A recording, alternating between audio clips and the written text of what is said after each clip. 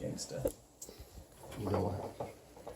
Whether put on top of a burger, eaten with chips, or topped on a salad, I really enjoy guacamole. That's why I wanted to learn more about the history of guacamole, as well as a few tips and tricks for how to make my dish better when I prepare it. As far as the history goes, I looked at the University of Florida's Gainesville guacamole section, and then I also looked into Chef John at foodwishes.com. He has a lot of videos, about 800 videos or so, about how to create new dishes, and then he has 400,000 subscribers that look to him weekly for these new videos. Guacamole is originally from the Aztec culture. It's been around since about 500 BC, and it's native to Mexico, which is where the Aztecs are originally from. And guacamole comes from the Aztec words ahuacatl and mali, which when you put those together, that actually means avocado sauce, in case you guys didn't know that. Yeah. Interesting. And in the original culture, you use what's called a molcajete to grind up the pieces that you put into the guacamole. And that's kind of like a stone mortar thing. So you'll see later on where that would come in helpful. Guacamole didn't really become like a staple in our lives today until the 1940s or 1950s. That's when food distribution got a little bit better and we could get avocados from Mexico up into the States. And then nowadays it's everywhere, and we have it during Super Bowls. It's at Chipotle all the time. And there's actually 2 days that we can celebrate our love for guacamole here in the United States. September 16th is National Guacamole Day.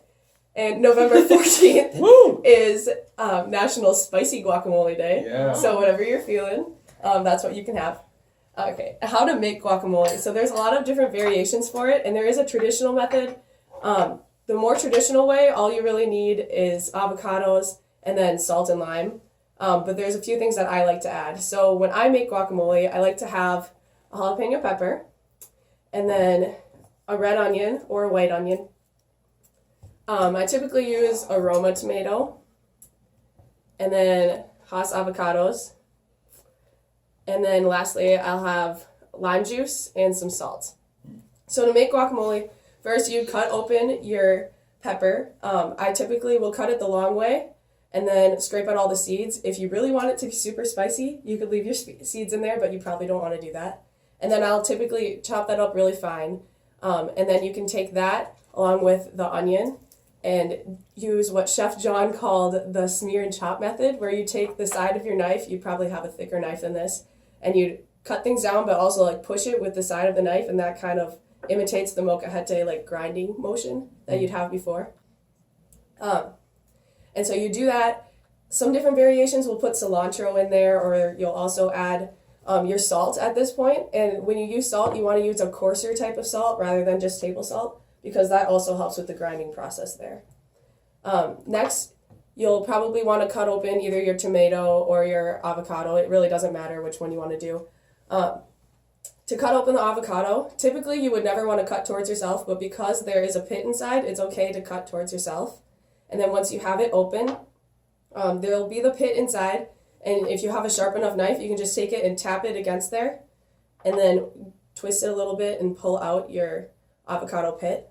And then another thing that I learned was you don't want to reach onto your knife to pull the pit off because you could cut yourself. So you want to take your take your knife and put your thumb on it and push like this to push the pit off, and that reduces your risk of cutting yourself at all.